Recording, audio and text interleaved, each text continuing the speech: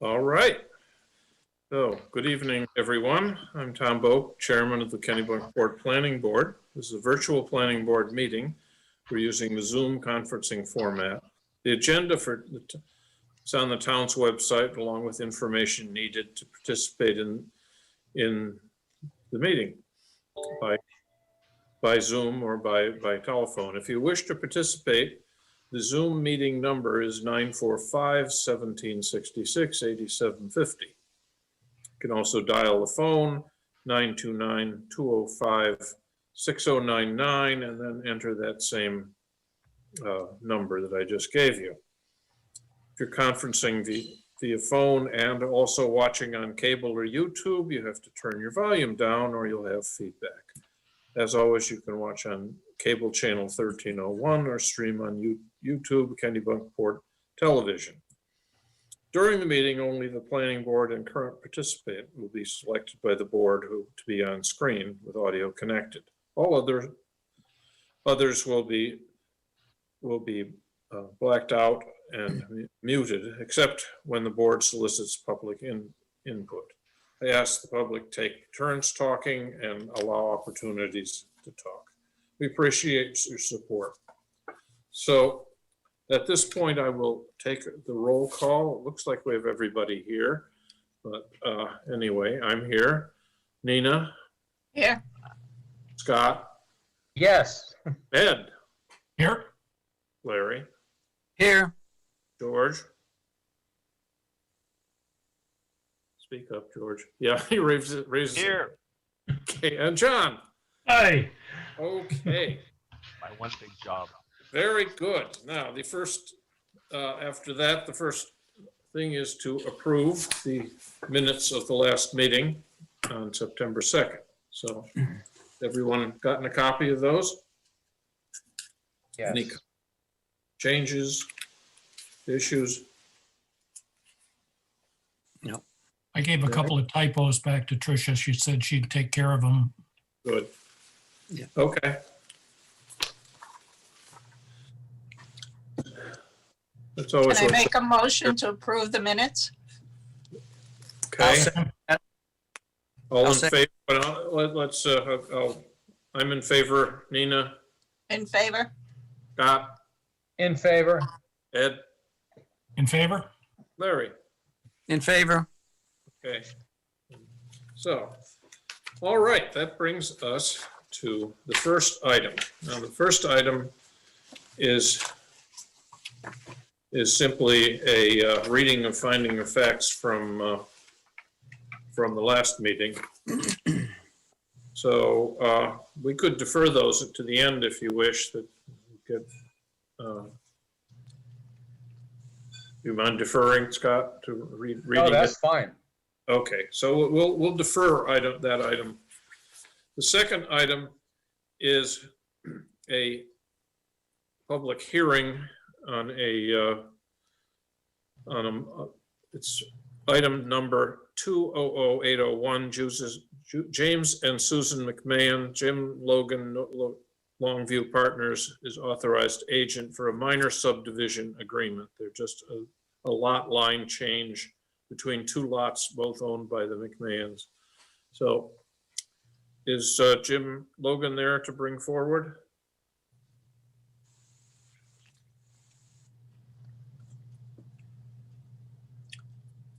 Do we have Jim Logan on? He's there. Could you bring him forward, please? Jim Logan.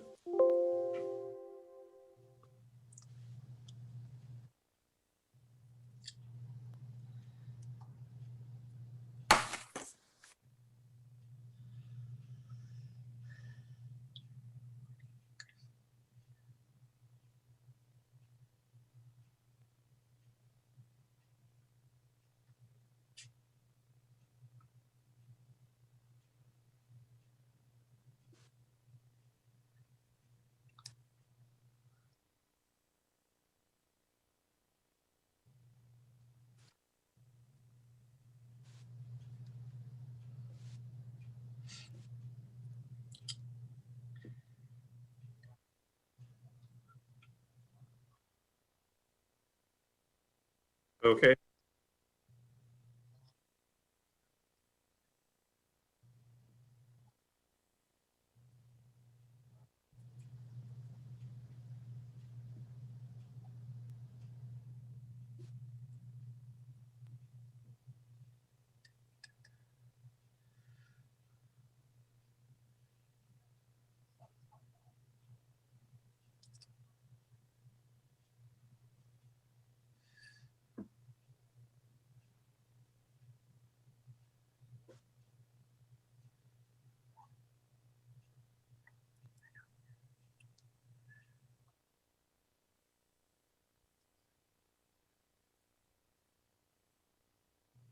He's showing up as a panelist in name only on my screen, Dave.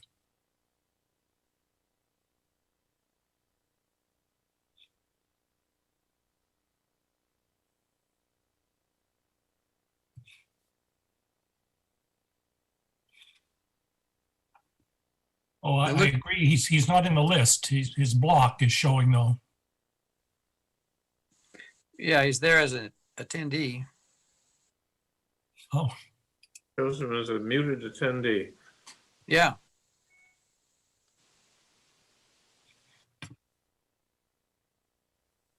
Oh,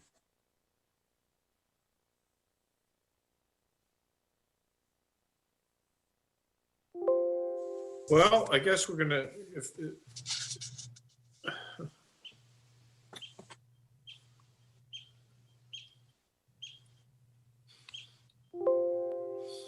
well, I guess we will skip to item 3 and if he,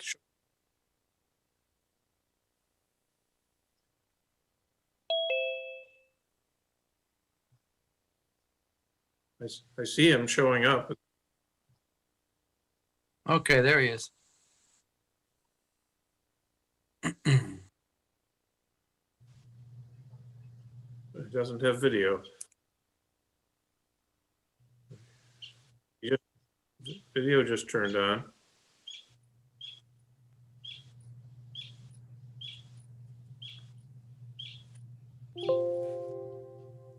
And there he is, muted.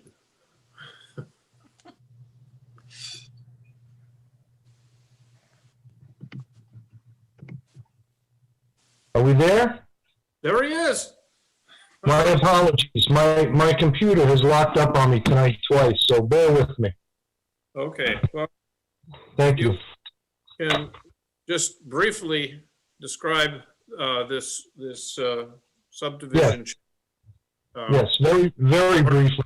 Time, but this is a public hearing, so we need to just briefly. Yes, I have it. Basically, two things for the board to consider. One was a modified lot line change here, where this section out used to contain a septic system for this, and now the septic has been replaced for the house. So this is one modification to the lot line that the board is looking at. And the only other thing was the revision to the 75-foot setback to the stream only, and not all of the wetlands over the entire site. These are not zone shoreline zone wetlands. Those were the only two modifications to the plan. And we saw them last week. That's correct. Okay, does anybody in the board wish to discuss this in any way? Okay, I'm going to open up the public hearing and ask if there's anyone from the public who, if they wish to be heard on this particular item, please raise your hand.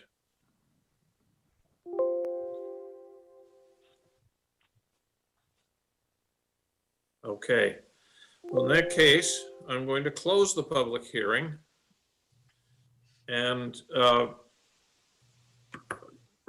does anyone in the board wish to further discuss this, or are we ready to vote?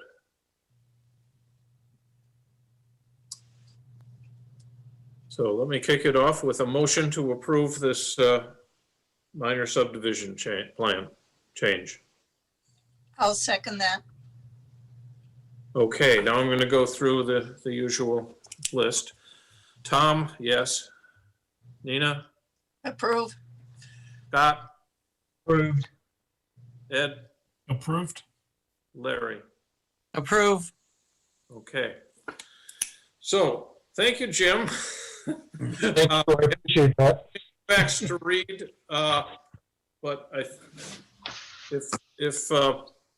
saw that the people for the Housing Trust are out there, so we'll just read it at the end of the meeting, and it'll be the two findings we will have to get over to Town Hall and get them signed. Perfect. I'll get paper copies of this plan down to Lisa as well so that they can be signed as well. Oh, yeah. That'd be good. So, yeah. Okay. Yeah, we have to sign the vellum, right? The registry no longer requires a Mylar. I'll check with Werner whether or not the town still has that requirement for the flat file in town. But I'll deliver the appropriate number of copies in whatever fashion is needed. Okay. Yeah, I mean, if the registry doesn't require it, that's really the purpose of the Mylar is, was for the registry, so 2 Right. paper copies would be fine for us. Okay, then I will produce those and have them down to the town hall. Hopefully I can get them before Friday down into the town hall. Okay, yeah, and that, once we get that, then we'll just let everybody know. That way you're only coming down to sign once, for Okay. that. Because you sign, we'd like to be able to sign for the two findings of fact as well as Right. as well as the plan at the same time, if at all possible. My hope is that by getting them the plans by Friday to the office, that may beat the findings, but I don't know that for certain. Now, the findings are already there. Findings will be there Okay, for Well, then signature I'm gonna- tomorrow morning. got it. I will. And I assume that, Tom, that we're going to have to go tomorrow morning to sign the other findings of fact anyway. So unless the plans can be there tomorrow morning, we're going to have to go twice. That's probably Yeah, true. I don't see how I can get them there tomorrow. I can Understood. certainly vouch for Friday. Okay. Okay. I appreciate it very much. Thank you, board members. Okay. Thank you, Jim. So, once again, I think we'll defer the reading to the end. And which brings us to the third, you can demote Jim. Bye-bye, Jim. Thank you. Thank you. And bring up Steve Doe. And so the agenda is item number 200802, Kennebunkport Heritage Housing Trust. Sebago Techniques authorized agent, a final subdivision review. This is the initial review. And to remind everyone, initial review is just the board and the presenter discuss what's going on, and there's the public hearings happen later at the first October meeting probably. So anyway, I will hand it over to Mr. Doe, whom I see now there. Right. Thank you. I don't know, is Pat Briggs or Pat Clancy also? They had talked about attending this as well. I guess until they come on, as noted, this is for the final plan. There's really no physical changes to the actual layout of buildings, roadways, utilities. What we provided is we've noted the waivers that were approved. We added some language to the subdivision plan regarding the use of non-organic fertilizers, pesticides, herbicides, etc. That is also going to be worked into the lease agreement. I know the trust has finalized the lease agreement. I received a draft a couple days ago. I'm not sure if they forward it to the board, but that can happen. The other item that they recently completed, which I believe they forwarded, was the property valuation. I know it was just recently you got that, so you may not have had a chance to look through that, but that was submitted a couple days ago. Yes. And then I'm just going through my application book with kind of summarizing what we did. They agreed to use double hung windows with screens and also just limiting to one sliding door so they can hopefully prevent bird strikes. And then I think the last item on Tom's letter to us was verifying that Acorn Engineering's comments had been addressed. And those were completed during the preliminary plan review. So that's all I have to add. I'd be happy to answer any questions that the board may have.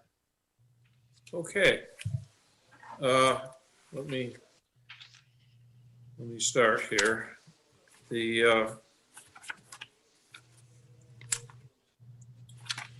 Okay, I had a few things I noticed.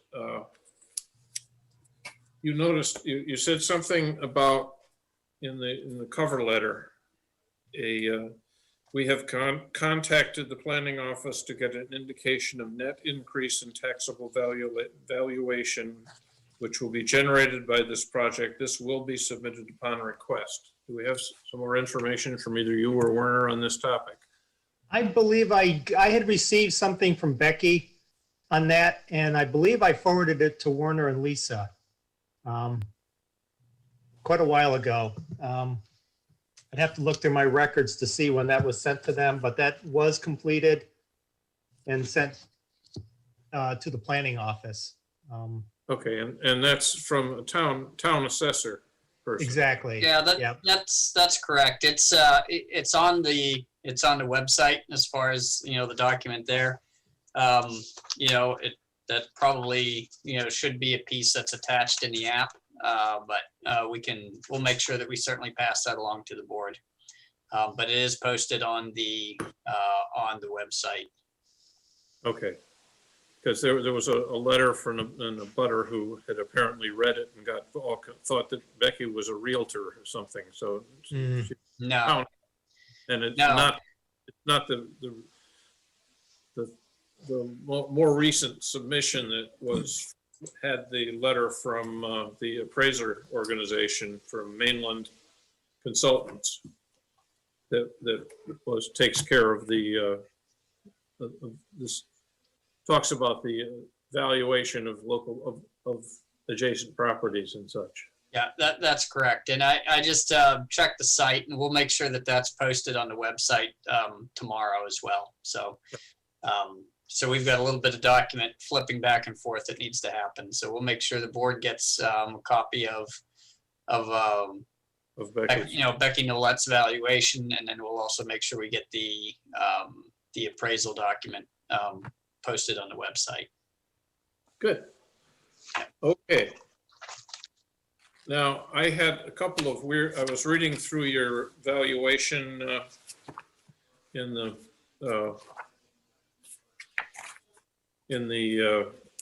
article, the cost estimate worksheet. And I would just, point of curiosity here, it says loam and seed, 1,000 square feet, 45 units, so 45,000 square feet. What is that for, that loam and seed? That would, I'm going to say that's for the roadway, because this cost estimate is just limited to the roadway. It's not for the lot, because that's all these performance guarantees are for. So that would just be loam and seeding of either side of the roadway in the right of way. Acre of? No, it says 1,000 square feet. And the unit is 1,000 square feet and the quantity is 45. So that's 45,000 square feet. Yeah. You probably have close to that if you include some of the stormwater areas. Yeah, that's probably what it is. Yeah. That was just curiosity more than. Yeah, anything. no, good comment. Yeah, the whole stormwater detention basin would be part of the road, so that's probably where the acre comes in at. Okay, That price is good. yeah, no, I just got a little confused because I thought the homeowner you know, the person that's building the house has to do their own lawns. Yes. Yes, okay. And you already noted that the terms of this main housing loan have to get extended beyond yesterday, so I assume that you've got that in work. I believe I'll have to check with, I'm sure that's in the works, but Pat You said, can't. but yeah, it's just, it ran out yesterday, so I'm Yes. assuming that you'll fix that. In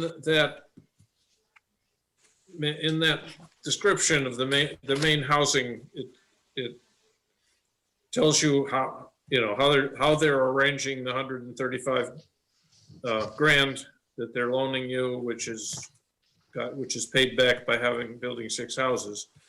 And it, in the bottom, on the second page of that, page 2 of 3, it says item 7, that you're getting a loan from Genesis in the amount of 93,150.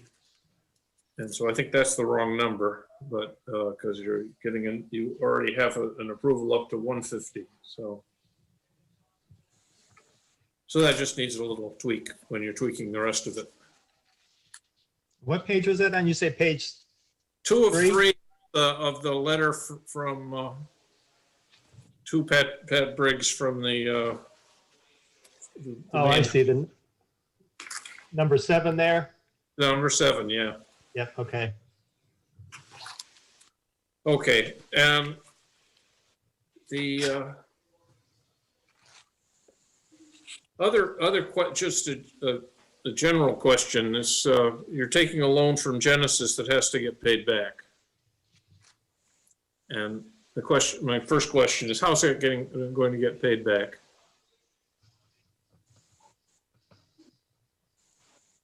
I'm writing this down. Unless Pat is on the available, I'll just take these notes down and have to get back to you.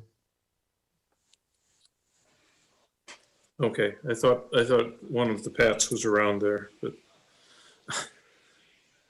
okay, that's the other thing. Now, beyond that, one question that sort of came up, I thought about the last time was, and this is probably another question you'll have to pass on to the Pats, and that is when you're going to be collecting rent and such from the other people.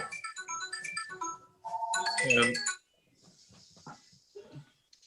so you'll be collecting rent. The question is there a volunteer that is going to handle all of that paperwork, or are you going to have an auditable employee that does all the paperwork related to collecting the rents and such? Okay.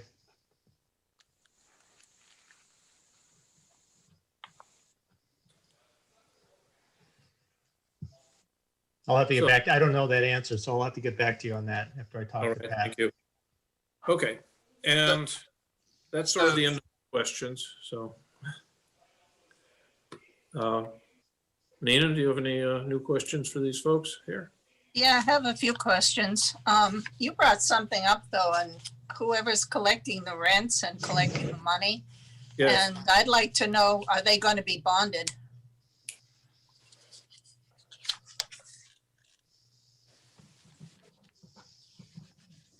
I was thinking about who audits it too. Right, yes. It does need to be audited at least once a year. Yeah.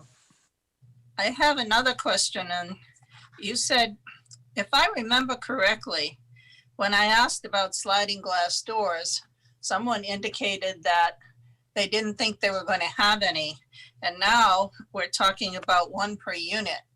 Sliding glass doors can have screens, and I feel the same way about them that I do about windows. They're bird killers. And I think you need to ensure us that they have screens on those sliding glass doors. On I the would outs- say, yeah, I would say that's common practice for sliding doors to have screens on them. It's not always common practice, and I'd like some I- assurance in there. Sharing too right here, because we had a nice thing. such a nice day, the sliding glass doors are open and the screens are inside. Right, All right. right. Something that's in there is a letter to Pat from the Maine DOT indicating that the town, they are abandoning their easement for highway purposes, but the town needs to abandon the fee interest in the property that gives them the easement. Has the town vacated that easement, that property? I don't know if Werner wants to respond to that, but I believe that, I guess I don't know. I'd have to check on that. I believe they may have, but We'll have to go back and take a look at what the notes for MDOT were, because that area had been vacated, back in, I believe in the yeah. 60s, had been vacated. But we'll take a look at the surveyor notes to confirm what that was. I believe we did receive documentation from MDOT in that regard. Yeah. To add to that, I believe the town did abandon it quite a while ago because it's been abandoned for over 20 years. But the DOT had retained that land and so the DOT was the only one that had to release ownership of that or rights on that. Right, so we should just clarify the line. What they said in the MDOT letter is that the town still had to do something. So we have Yes. to clarify that they did it. Yeah. And the town being government, it's not so clear that the town can just abandon property. You need to have something a little more concrete that they're letting go of that fee interest. It would really be important there.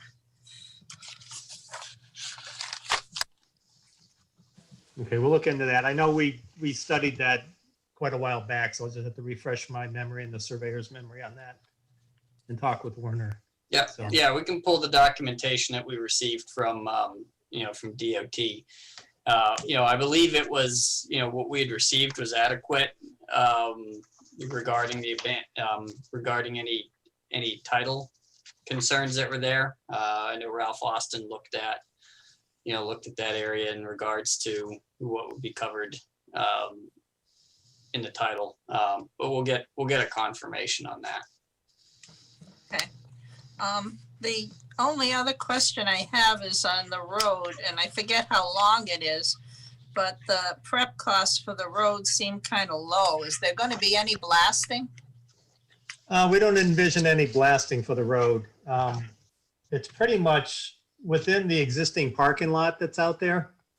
In fact, it's almost entirely within that existing parking lot. So no, there won't be any blasting. Well, I take that back. The water line possibly, but we cited the water line on what we would presume to be the downhill side of where the ledge is. The ledge is as you head west, the ledge goes up, but as you head towards what was the ice skating rink, the ledge drops down. Some test pits were done in there, but they didn't hit any ledge, but whether there's any bumps coming up, but the cost estimate does not account for that because we didn't anticipate any. Yeah, it just seemed to me that you're estimating best case scenario for this road, and I wonder if you don't need to estimate worst case scenario. Maybe a contingency. We could add a contingency to this, maybe like a 10%. That may be a fair thing to do, just to account for something like that. Okay. Well, those were the questions that I had. Just as a reminder, there is a 25% contingency that's built into Oh, it. That's built into what your subregs require. So when you look at the cost estimates and then the total amount that's required, it's set at 125%. To give a contingency amount. And to add to that, my experience with Werner has been that this is an engineer's estimate, And when they actually go for the performance guarantee, the town's gonna require the actual contract from the contractor. So that's, really the real numbers. So, Correct. Yeah. So, because, oftentimes, with projects, they're not getting, they're not necessarily getting bid estimates yet until they get a little, further along in the approval, the approval piece of it. So, and Steve's correct. That's been our practice that, for planning board purposes, we look at the engineer's estimates. But before it comes time to do the actual work, we require seeing the actual contract from who's going to be doing the work so that we're dealing with accurate numbers in regards to a project.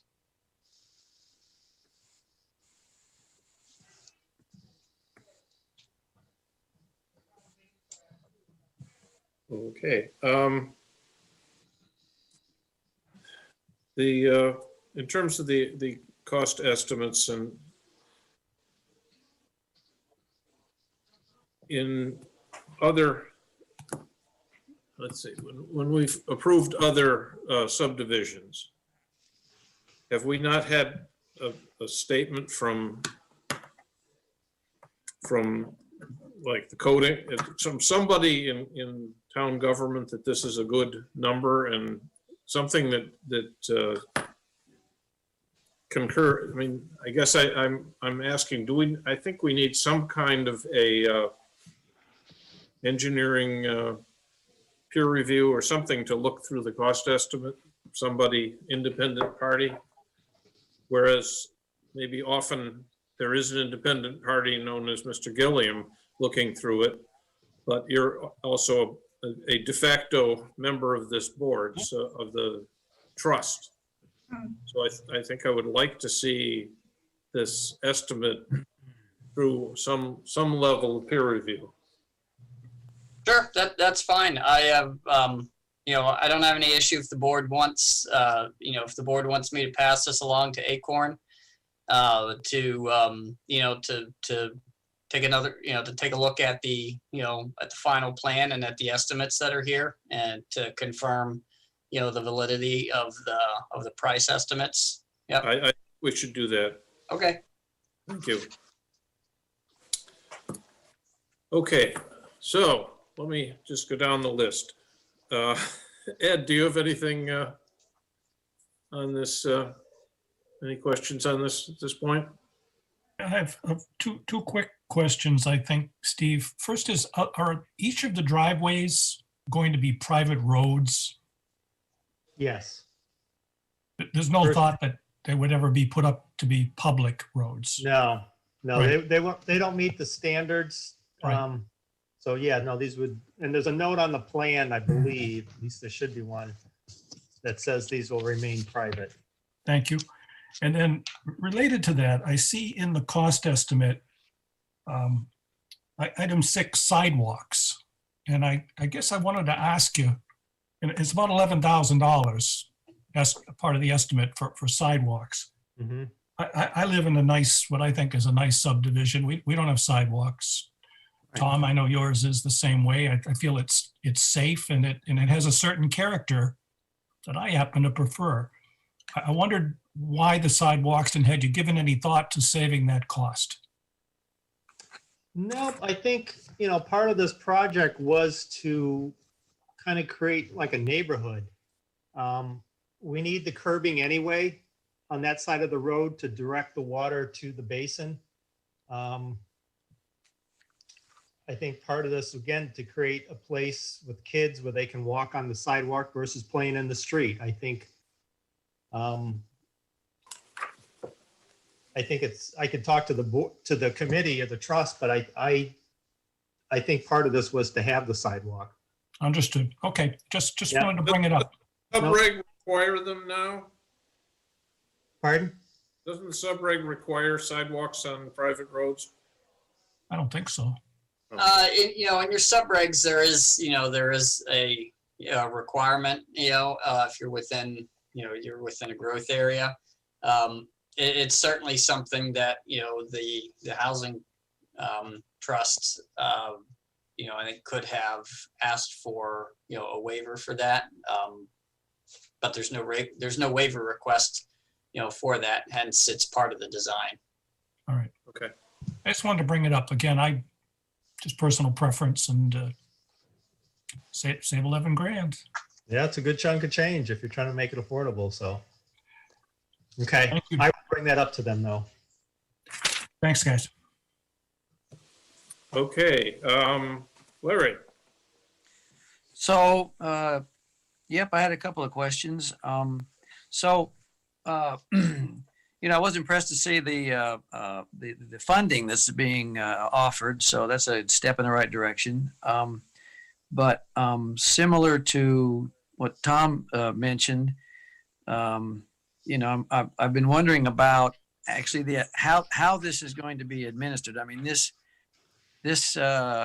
endeavor is referred to multiple times as a project. Well, that implies there's some need for administrative responsibility, some kind of organization. So it would be really great to see just what organization is anticipated to make this thing work. And in a related topic, so is there going to be an HOA formed, that would be part of the organization to make this project work?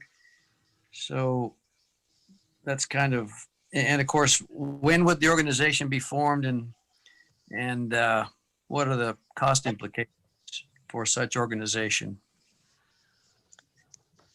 So that's my first question. I don't know if you can answer it now, but it'd be great to see an organization chart and some kind of associated administrative cost estimate. And, that could be it could be a noticeable cost just to make this, I know we talked about collecting rents, but that won't be the only thing that's involved in this, I don't think. So Yeah. maybe an organization chart would be very useful. And then when I was thinking about organization, I was also thinking about risks, and for every project I've been involved in, there was always a lot of discussion around risks, not just pros and cons, but actually, kind of a risk matrix, where you considered some sort of consequence and then the likelihood of it happening. And, you have like a 3x3 matrix at everything in the green doesn't matter, but everything in the red is a big problem. So, you want to have some mitigations or contingency plans in place in case those disaster scenarios occur, which amazingly enough occur more than you would think. So I'm just asking whether there's a need, or actually, I think there is a need, but it'd be great if you could just have like a brainstorming session for an afternoon, talk about risks and contingencies and mitigations and associated costs, then my third question involves again the cash flows. I know the financing has been proposed. That's great, but it'd be great to see what the anticipated cash flows are for this project in terms of the capital costs when those construction costs will be incurred, and then how those would all be paid back, and of course including the land rent. So maybe for the first 30 years or something, just and you could call that some kind of a would be an estimate, of course, but also maybe a benchmark. So you'd have a way to keep track of how well the project is on target. So those would be my three things I'd like to see to maybe provide a little more insight into how this project is going to be administered and how to move forward. Okay. Larry, this is Ed. Are you talking about the project after this project? The project to build the houses and to have people buy them and live in them and all of that? Oh yeah, because there's going to be. Because I think what's before us here is just to prepare the roads and do the basic subdivision development. They've partitioned it. there's still going to be some kind of cost associated with this application, right? $144,631 is what the estimate is. And then a 25% contingency has been levied on top of that. Okay. Well, maybe that's overkill. I don't know, but No, I think the point's well taken. How's it going to be managed? I like Yeah. that idea, but I just wanted to separate the two pieces of the problem and so we can deal with them piecewise. okay. The organization, right? Well, okay. The need for the organization chart, okay, is separate from the cash flow estimates, but it'd still be useful to see how the 144,000 is going to be spent and how it's going to be paid back, how that figures into the expectations for this initial part of the project. So I can speak a little bit to that, in the sense that, the loans that you see here, the financial commitments, are no different than, financial commitments than any other bank would make to any other developer. In the sense that, these homes, that as they're built, they're not rented, they're sold to qualified buyers.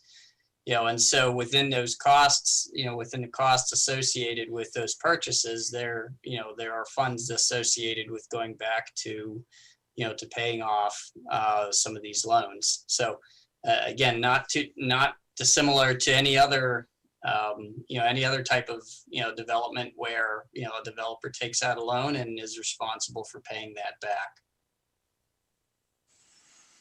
Well, what I'm thinking about is the fact that there's going to be rents collected by the town, right? And I know that theoretically the capital cost of the construction would be financed by a bank or something. There's no rents collected by the town, in this situation. So I mean, the Okay. housing trust is a separate organization. Now, granted, it has a lot of close ties to the town for sure. But it's a separate organization, and so this funding is independent of any of the of town government in that sense. Is that helpful? Yeah. So the Heritage Trust will be gathering land rents, and and I don't know what they're going to be doing with that. I guess paying taxes. I don't know, but the whole idea about the project going forward, I mean, it'd be useful to see what the anticipated cash flows would look like, starting with this initial step. I don't know. I mean, I think that's going to come up more and more because essentially, there's an integral involvement between the Heritage Housing Trust and the individual owners, as well as funding institutions. And it'd be interesting to see how all those parts fit together. I mean, maybe it's real simple. I don't know, but I just feel like it'd be interesting to see how the cash is going to be administered and what sort of investments and revenues are going to be generated and dispersed. So it sounds like your questions are more related to, how the organization works in and of itself as opposed to this specific subdivision application. Yeah, yes, if possible. Okay, no, just trying to understand, just so that, that we can be clear in terms of, how to prep those questions back to the board. And it may be real simple, right? I mean, I don't know. So that was my three questions.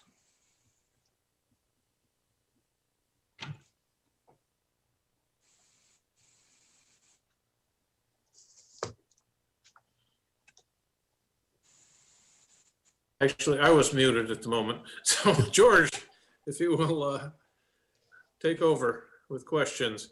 My questions have been asked and answered. All righty. How about John?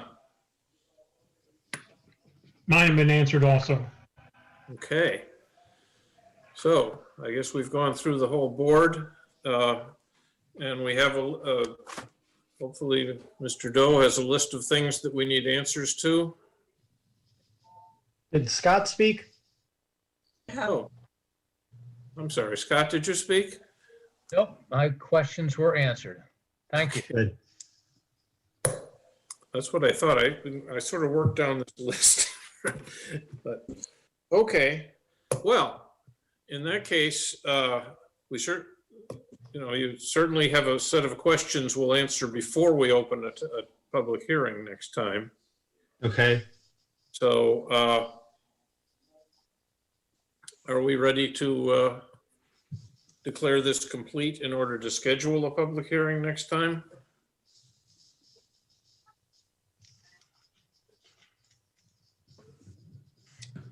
I'll make a motion to consider it complete. I'll second it. Okay. So I'm in favor. Nina, In favor. Scott, In favor. Ed, In favor. and Larry. In favor. Okay. Well, then we will have a public hearing on October 7th, and we will expect to hear answers to our questions before that. Great. Tom, Thank you very much. Tom, just quick, I was looking for this. In the application, Steve, it says, we've contacted the planning office to get an indication of the net increase in taxable valuation. This will be submitted upon receipt. That's the Becky email we're going to get. So that's what that, okay, great, thanks. Do you have a case manager in mind? I did it before. I'll do it again. Okay, It was case manager on the preliminary, so. Thanks, yeah. Tom. thank you. Okay, thank you, Steve. Thank you all. Have a good evening. Okay. you. So that brings me to the final item other than reading findings of fact, of course, which is agenda item 4. Item 200803, Robert Williamson, Atlantic Environmental LLC, site plan review, initial review for approval to do maintenance on a bulkhead which is failing by placing pressure treated timbers and a whaler along the face and then adding riprap, 47 Ocean Ave. So if you could bring up Mr. Forrester, I guess.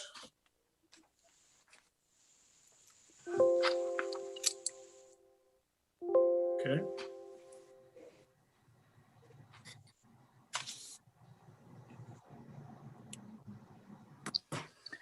Hi, good evening. Can you hear me?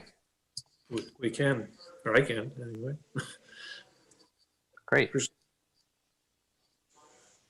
Do you need, can you share a screen on this, or you have? I was not prepared to share my screen. For the site plans, I had given those to the board to have in front of them, so. I can share a screen. It'll just take me a minute to pull something up.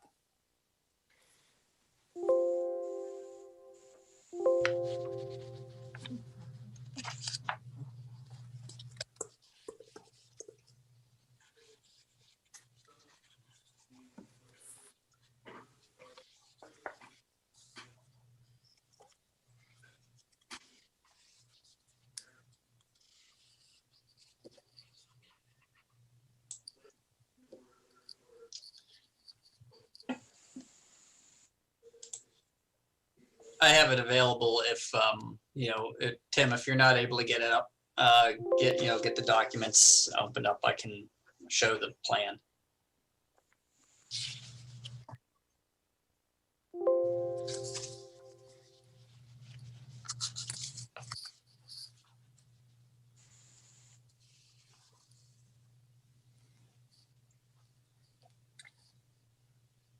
Okay, hang on one second.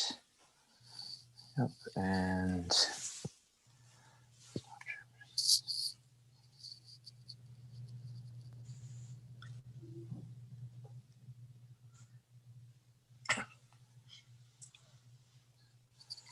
I have the documents available. I can, but I just can't remember how to pull it up from the Zoom window.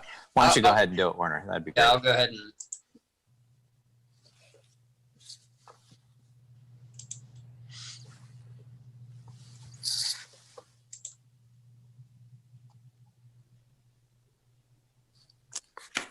There you go.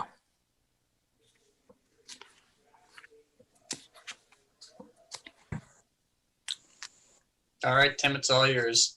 Okay, great. Thank you. So good evening, everyone. I'm Tim Forrester with Atlantic Environmental.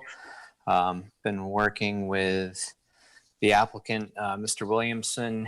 So he owns the adjacent property, Arundel Wharf, as well as an easement strip in front of the Riverbank condominiums, a 25-foot wide strip, essentially for the rights, ownership, and maintenance of the existing timber wall. Over the years, the wall's had a couple issues. Couple of the timbers have snapped. It's bowed out in a few spots, and the construction of it is allowing crushed stone to filter down through the top deck and exit out in below into the mud flats, and that is essentially causing some failures in the system. So we looked at a couple different methods of ways to repair and hang on to this. Some of the concerns are the material that is in behind, the fill material that's in behind the wall, as well as the other structures that are relatively close by with the pool and the retaining wall around the pool. So we were very reserved at the option of dismantling the whole thing and rebuilding it back in place. We also looked at continuing on with driving sheet pile for some of the same reasons, vibrating sheet piles and pounding sheet piles in there, and the potential for additional impacts were not favorable. And that brought us to the proposed plan of sistering up additional 8x8 timbers along the wall, adding a whaler which ties it all together, and then reinforcing the face with riprap, large irregular stone, which would provide back pressure up against the wall and complete the project. This project has been approved by Army Corps of Engineers and DEP. That's sort of the short and sweet of the proposed plan. So I'd be happy to answer any questions. All right, I don't have any myself, so Nina, do you have questions? Yes, I have one question, but before that, I just want to make a comment that when I first read this, and I'm not very familiar with marine engineering, I didn't know what a whaler was, so I started to look it up with your spelling, and it sounded like you had humans or dogs there howling at the moon. So I'm the one who asked Lisa to change the spelling to W-A-L-E-R, which I believe is the correct spelling for a timber that you put horizontally to take the weight of the bulkhead evenly. So, but that's my comment there. Anyway, when you're reconstructing this bulkhead, from what I can see of the images that you've put together, it sounds like there's going to be riprap in front of the timbers. Is that correct? That is correct. Sloping down so that boats coming in, if they hit it, they hit the riprap first and not the bulkhead. Well, yeah, there's really no boat activity that goes on in there, but you're correct. They would hit the rock and not the wall. That area mud flats out, and unless someone's in there at high tide, just recreating, there's no docks or anything like that that are maintained in that area. There is one on the adjacent property to the south, but we're So not having any impact on that. how much further is this going to extend out than where it already does? So the riprap will be on a 1-to-1 slope. So it'll extend out approximately 7 feet. Okay.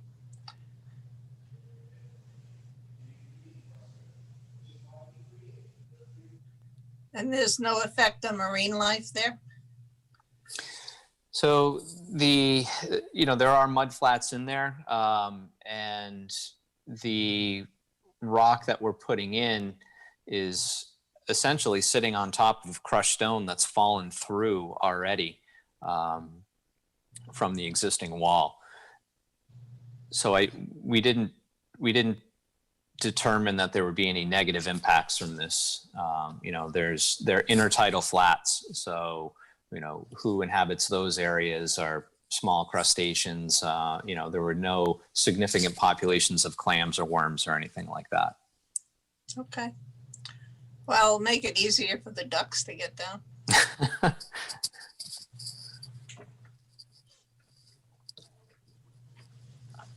That's all that I had. Okay, Scott, good questions?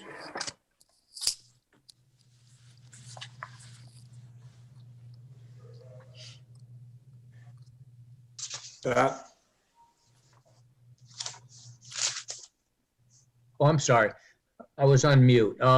Yeah, so I was very similar to Nina in my question, expansion or contracting. And am I right in saying that, Tim, you say it's going to be 7 feet more than the footprint is now? Correct. If you look at the sheet that's up in front of you under item number 2, the riprap filter fabric and installation, the toe of the slope will extend out 7 feet, and then it'll taper back up on a 1-to-1 slope to the top of the wall. So we're required by the state agencies when riprapping project to use large irregular stone on a 1-to-1 slope. That's a standard design. Okay, but that's not your property. Is it someone else's? Like the town's? No, that's extending out into the resource. So the applicant owns the parcel of land, and in his deed, it includes rights to the intertidal zone. Okay. So a harbor master didn't have to approve 7 feet less of river in that area, right? We did send the project before the river committee, Okay, and there were no objections from the river committee. okay, thank you. Yep. Okay, Ed? No, I don't have any questions, although it would be helpful to have something from the river committee that affirmed that they didn't have any objections. There is a letter. There is a letter from the River Committee at the end of this package. Thank you, Nina. Okay. Larry? I had a couple of questions. What a surprise. So, I was impressed, this is so Tim, this is Larry Simmons. So, I was impressed to say that you considered, either rebuilding the wall or, driving some sheet piles, and, I guess both of those are kind of, well, not very feasible in the current situation. But as I was reading the, application, I know that like you say, the wall's deteriorating. So, the wall, how long has the wall been there? About 25 years or so? Yeah, right around that time. Yep. Okay, so I guess it's just deteriorating. I guess it's just like wearing out, right? The materials are. It's kind of twofold. The design of it isn't. We never took it apart to see exactly how it's constructed. It appears to be sort of just a timber box and then rock filled. And then as you build those and work your way up, you're placing rocks on top of the dead men timbers that penetrate into the upland. and a lot of those have snapped. So Yeah. I think it was kind of poorly assembled, which is why we're beefing up the outside face of it and then adding back pressure through the riprap. Okay. Yeah. It's also going to stop the crushed stone from filtering out. You can see it in the pictures that the first, several feet up against the wall is all full of crushed stone. Yep. Oh, I can see the advantage of what you're proposing here. Sure. But when I first read it, I wondered whether there was a buildup of hydrostatic pressure behind the wall, whether some of the drainage channels may have blocked or something. But then, of course, I see you've got just this massive bunch of rocks. So I don't, and then, of course, your solution nullifies the need to know whether you have a buildup of water behind the retaining wall. What is your technique for placing all the riprap? So we have the 25-foot easement. The proposed method to do this is to start at the furthest south end and then work our way backwards. So the timbers will go in first, the whaler, the filter fabric, and then we'll use an excavator with a thumb and install the rock along the face of the wall. All doing everything from the upland. Everything from the shore side. Correct. And so when you place the rocks, do you just dump them, or do you actually hand place them, or what's that look like? These are 2 to almost 4 foot diameter rocks, so they're substantial. So it's an excavator with a thumb, and each rock is placed. Okay. Okay. They're not stacked in an organized fashion. They're sort of just cobbled into amongst themselves. The idea is that you have this irregular surface with voids, so that you're actually creating some habitat in and amongst the rocks. Okay. Yeah, sure. Okay. So, I know the 1-to-1 slope, I heard you say is the standard required by DEP, but, what's the likelihood that the regular immersion of the riprap is going to result in it slumping down to something maybe more like 1.5 to 1? Do you have an example where what you're proposing has been shown to maintain the 1-to-1 slope? I guess that's my question. How? Yeah, the key to that is the toe stones on the bottom of the slope. So when we put our first stones in, they're buried to a depth of at least half the height of the stone. So we are going to dig down a little bit, install those first stones to about a foot of depth. So we're kind of pre-preparing for that. Okay. So yeah, I did see you were going to excavate the first 1 foot depth in order to anchor the wall. And does is there an issue with disposal of the excavated material?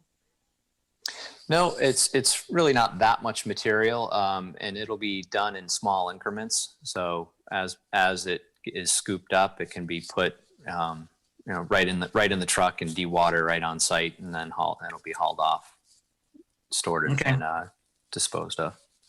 Okay. So so it's good that you're gonna establish a toe there. But as you said, you thought you would make it half the wall height, which of course would be like 3.5 feet, which, to be honest, is sort of my frame of reference, that the toe would be, you might want to think about making it a bit deeper, because of course you're going to be stacking a lot of weight on what is essentially mud, I guess, and there could be like a global failure. You get a slip, right? So,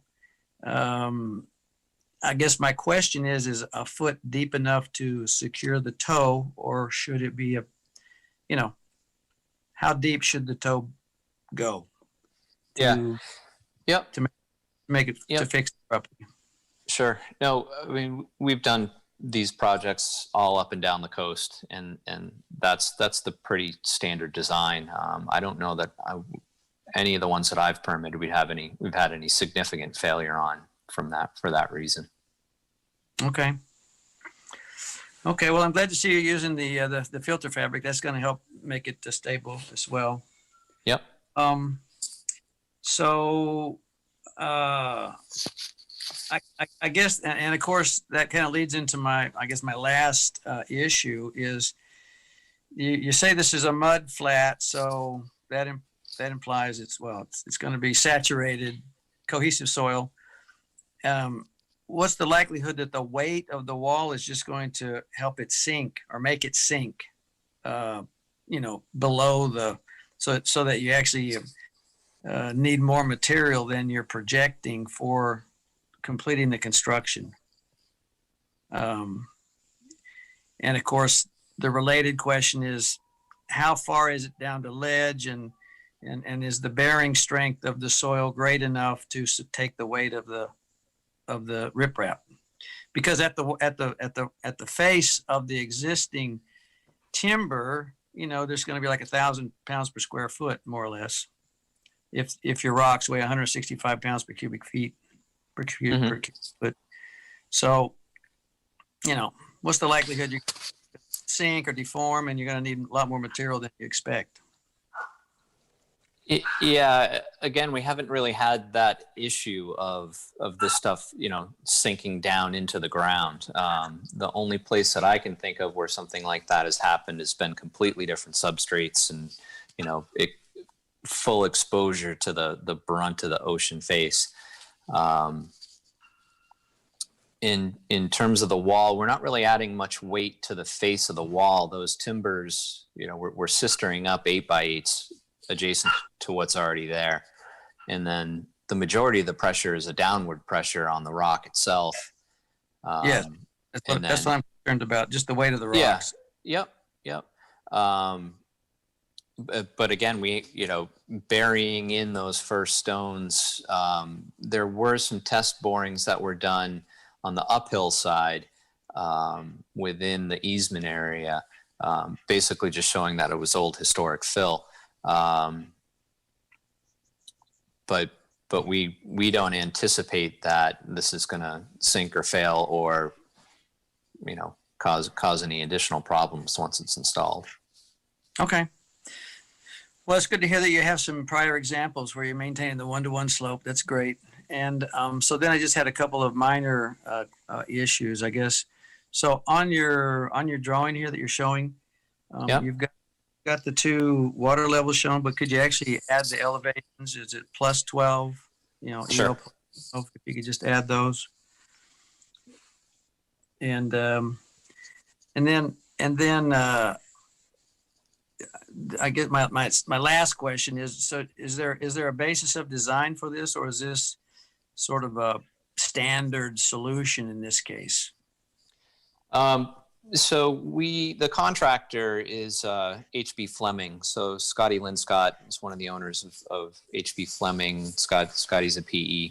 And we looked at this collectively to come up with a solution to resolve it, based on his recommendations from an engineering standpoint and mine from the environmental permitting. So you haven't actually defined a basis of design. This is just a standard solution that you've used elsewhere in a similar application. Is that the idea? Correct. Okay. All right. Well, that looks great. So, thank you. Yep.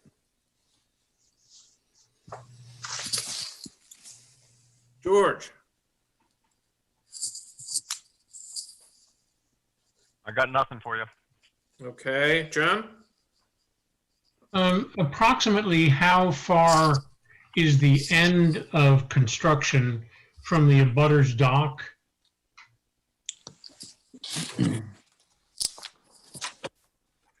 Yep. Hang on one second. Yeah, it's hard to measure on these reduced plans.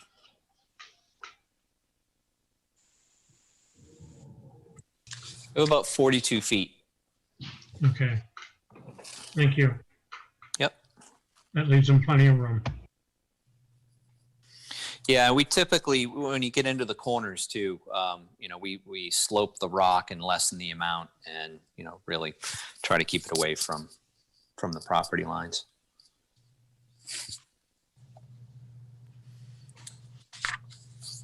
Okay. So I guess everybody's through. I with have questions. one more question, Sure. just a quick one. You know, you've got this bulkhead up to the highest annual tide, but what's the flood zone levels? Why aren't you going higher? Well, if we go higher, then we go over the top of the wall, and then we'd be building a berm along the edge of that. But it seems to me over time that the highest annual tide is going to be much higher than the top of that wall. Yeah, again, if we raise that up, we'd be backfilling the entire area all the way back to the pool. So I think the intent of the project from the applicant's perspective is just to stabilize what he has now, and not try to drastically change the look and what happens on the uphill side, on the upland side, is it's essentially flat from the face of the wall back to the pool. So if we built it up and water were to come over the top of that, then we'd have another pool. No, So it's a good question. It's, as I look at this project and understand it from the, floodplain perspective, is that this is not this isn't a flood protection, structure here. This is a stabilization project in the sense that it's stabilizing the existing, the existing vertical. But to your point, it's correct. I mean, if it was if you were looking at this from a flood hazard perspective, then it may, you might be looking at a wall that,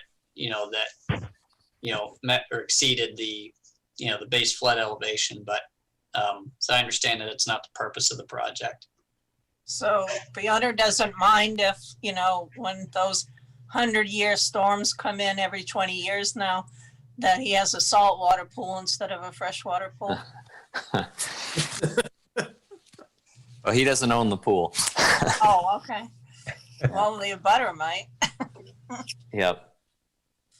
So it'd be really great to see those elevations up there, including the elevation, plus 12. Yeah, Where- no, absolutely. I'll add those to the plan. As I think it's an A2 zone in there as well. So we'll include that as well. Thank you. Yep. Okay, I have a question for I have a question for Werner. Yep. Are we good with the screen share here? Yeah, I think so. Okay, Werner, is this indeed shoreland as well as riverfront? How did I know that was going to be the next question? It costs Scott at least 2 weeks of fiddling around. Right. Yeah. Yeah. So as we discussed before, it's, the riverfront zone is a general development, it's a general development district. So it doesn't, so for those properties that are zoned riverfront, they don't have the shoreland zone overlay there. But when you look at the zoning description, once you get, into your intertidal area, you get into your mud flats, those areas are still designated as resource protection. So similar to the last one where we had the question on, this is a combination of the riverfront zone and the resource protection zone. Okay, so it shouldn't, so in other words, the application should X RP and not X shoreland, is that correct? That's correct. Yes. I mean, Okay, so there's a one slight change on the application. yeah. I mean, if you wanted to get really technical, the area of impact here is all RP. Because it's all within, within your intertidal, but the subject property is in the riverfront zone. So yeah, you'd include riverfront as well, but But not shoreline. correct. Okay, so you'll have to make that change, Ken, Yeah, so Sure. just delete the X off of shoreland. Right, and put an X under resource protection. on RP. Okay, yep, very good. All right, so do we have a motion that this is a complete application? So I'll moved. make a motion. Seconded. Okay, so that was Nina made the motion and Larry seconded, and I am in favor. So Nina, I'm in favor. Scott, In favor. Ed, Favor. Larry. In favor. Okay, so we will have a public hearing on October 7th, and those changes that Larry and I just asked about, you'll get them squared away prior. I will. Yep. Okay. Very good. So all I need is a Stuckey for writing the finding of facts, a case manager. So Just a quick question. What's the best way to get the revised plans out to everyone? Is that just get them to Lisa. just get them to Lisa? Okay. Yeah, if you email those to Lisa, then, and that way we can update what's on the website and those will be passed along to the board members. Okay, great. Okay. I still don't have an answer to my question. Ed, you haven't done one in a while. Be happy to. Okay, thank you. I was going to ask Mr. Rip Rap himself, Larry, but you know. Yeah, logical guess. Okay. Ed. Very good. Well, then I need to hear the next step is for Scott to read his finding of facts on Chick Marina. And thank you, Tim. We're done with you. We'll see you in a couple weeks. Okay, thank you very much.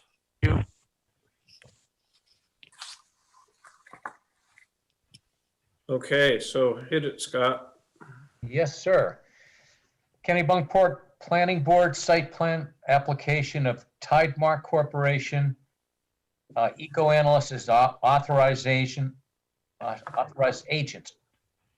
75 Ocean Ave, Kennebunkport, Maine. Following a site plan review pursuant to the Kennebunkport Land Use Ordinance on August 5th, 2020, and a public hearing on August 19th and September 2nd of 2020, the planning board makes the following findings and renders the following decision. Finding of facts, the owner of the property is Tidemark Corporation, Chief Officer Eric Katz, with a mailing address of 273 Corporate Drive, Suite 150,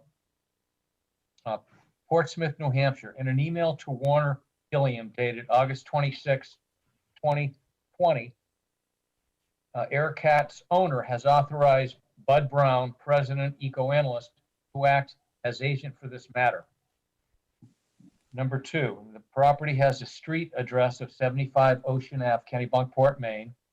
Number 3, the property is located on the Kennebunk River in the riverfront zone and the resource protection zone. Number 4, the owner, Tidemark Corporation, has demonstrated a legal interest in the property by providing a copy of a warranty deed recorded in the York County Register of Deeds, Book 15544, pages 0597-0600, and dated January 13th of 2009. Finding of facts number 5, the premises are comprised of 8/10 of an acre, more or less, of land and commercial space. Number 6, the property is identified as map 8, block 1, lot 22 on the municipal assessor's maps. Number 7, in an application dated July 3rd of 2020, the applicant proposes to dredge approximately 1,800 cubic yards of material from the Kennebunk River. Number 8, U.S. Army Corps of Engineers permit number NAE-2009-00036 dated 1/4/2017 approved the dredge and stated that the dredge material will be disposed of at the Cape Arundel disposal site.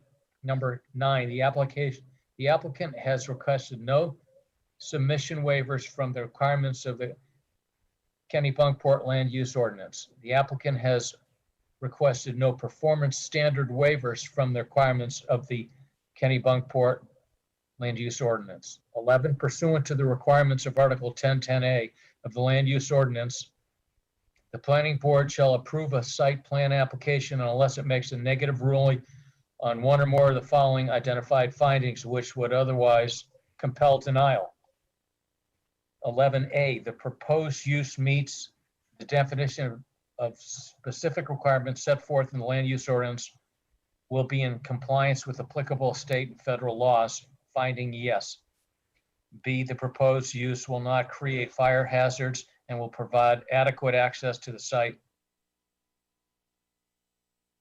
Vehicles, finding not applicable. C, the proposed exterior lighting will not create hazards to motorists traveling public and is adequate for safety of occupants and users on the site and will not damage the value and diminish usability of adjacent properties, and the finding is not applicable. D, the provisions for buffers and on-site landscaping provide for adequate protection to neighboring properties from detrimental features of the development, and the finding is not applicable. C, the proposed use will not have a significant detrimental effect on the use and peaceful enjoyment of abutting property as a result of noise, vibration, fumes, odor, dust, glare, or other cause. Finding yes. The provisions for vehicular loading and unloading and parking for vehicular and pedestrian circulation on the site and onto adjacent public streets will not create hazards to safety, finding not applicable. G, the proposed use will not have a significant detrimental effect on the value of adjacent properties, and the finding is yes. B, the design of the site will not result in significant flood hazards or flood damage and is in conformance with applicable flood hazard protection requirements, and finding is yes. I, adequate provision has been made for disposal of wastewater or solid waste and for the prevention of ground surface water contamination, finding yes. J, adequate provision has been made to control erosion or sedimentation, finding yes. K, adequate provision has been made to handle stormwater runoff or other drainage problems on the site, finding yes. L, the proposed water supply will meet demands of the proposed use for fire protection, and the finding is not applicable. M, adequate provision has been made for the transportation, storage, and disposal of hazardous substances and materials as defined by state law, finding yes. N, the proposed use will not have an adverse impact on significant scenic vistas or significant wildlife habitat, and the finding is yes. O, the proposed use will not cause unreasonable highway or public road congestion, finding yes. Number 12, when a proposed development will be located within the shore, land, and resource protection zones, in addition to the requirements of the Kennebunkport Land Use Ordinance, Article 10, the townwide regulations in Article 6, the performance standards for specific activities and land uses in Article 7, approval of the development will also require the board makes positive findings based on the information presented that the proposed use, A, will maintain safe and healthful conditions, finding yes. B, will not result in water pollution, erosion, sedimentation, surface water, finding yes. C, will adequately provide for the disposal of all wastewater, finding yes. D, will not have an adverse impact on spawning grounds, fish, aquatic life, bird, or other wildlife habitat, finding yes. E, will conserve shore cover and visual as well as actual point of access to inland and coastal waters. Finding yes.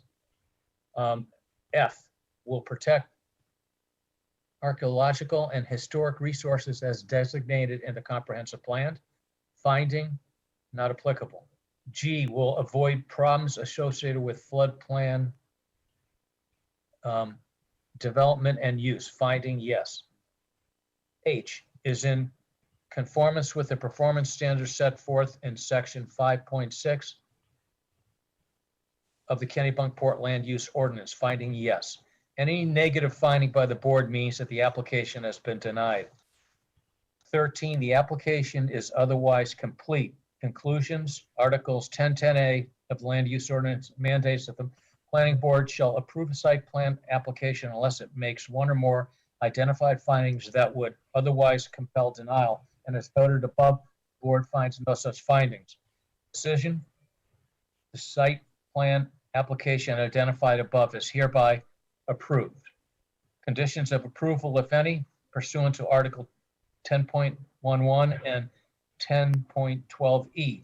Number one, the applicant pursuant to 1012E shall notify the planning board prior to the transfer of rights to construct an approved project. No assignment or transfer of rights to construct an approved project is valid without prior review and approval by the planning board. A new performance guarantee to ensure that any assignee or transfer has the financial capacity to undertake and complete the project. Number two, the applicant must record a copy of the decision and provide proof of such recordation in the form of a copy thereof attested by the Register of Deeds before any permits may be issued or before any construction activity may commence. Number three, applicant must extend or get a new U.S.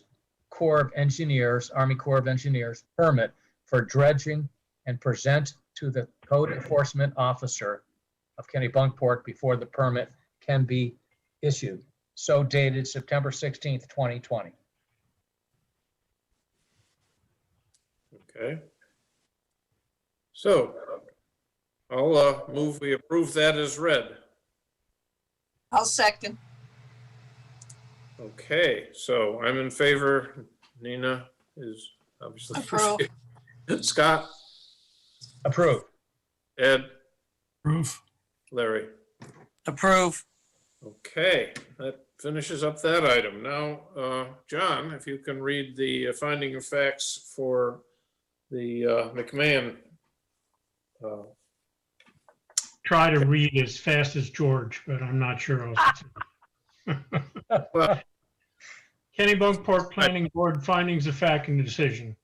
Approval of minor subdivision revision application James T. and Susan W.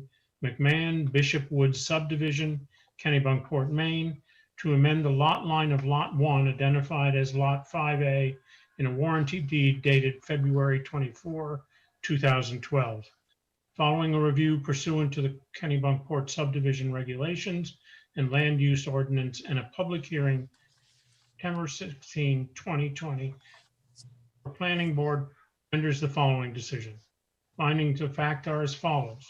The property is located in the village residential zone and has an address of 18 Northwood Drive, Kennebunkport 04046.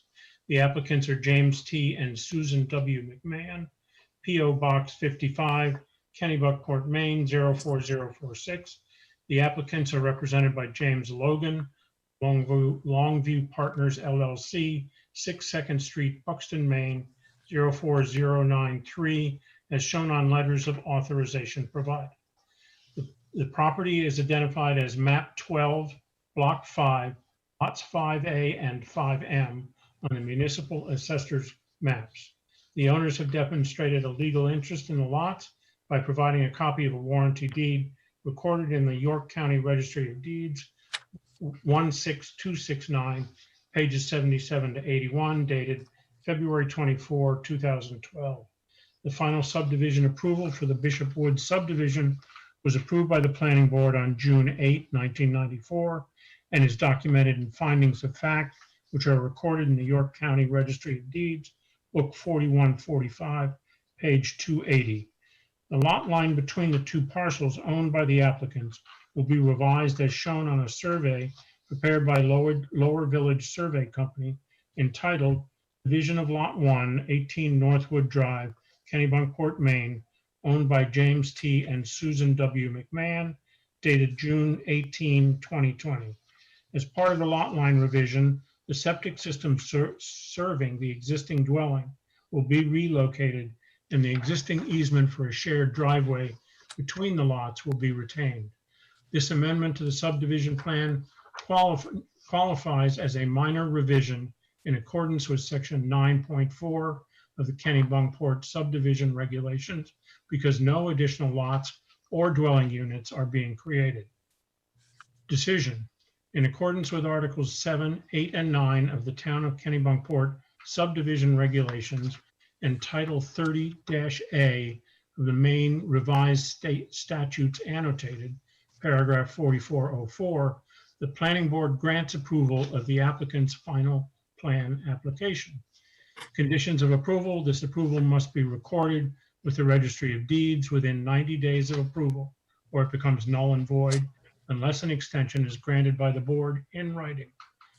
The applicants will comply with all terms and conditions of the Town of Kennebunkport ordinances and subdivision regulations and of all applicable federal and state regulations and approvals, as well as those specified in the final application, all of which are incorporated herein by reference, dated September 16, 2020. Thank you. Can I have a motion, please? I'll make a motion to approve. Second. Okay, so I'm going to go through one last time here. So I'm in favor. Nina? In favor. Scott?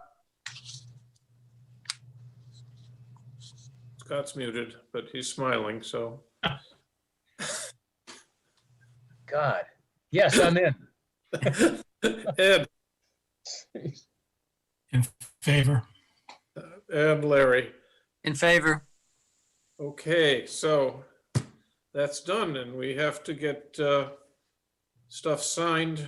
And as Ed points out, we might have to have two separate signings because of the, if you can get down there to sign the chicks one tomorrow, then on Friday, whenever the plan is ready for signatures also, we'll be able to do the other. Anyway, thank you, folks, and I will see you in 3 weeks. We have a 5 Wednesdays a month. So Motion to adjourn? I Second. hundreds of seconds. Yeah. Okay. Everybody seems to be in favor, so I'm going to declare the meeting adjourned. Thank you, Thank you, folks. Tom. Thank you. See you on the 7th. All right. Okay.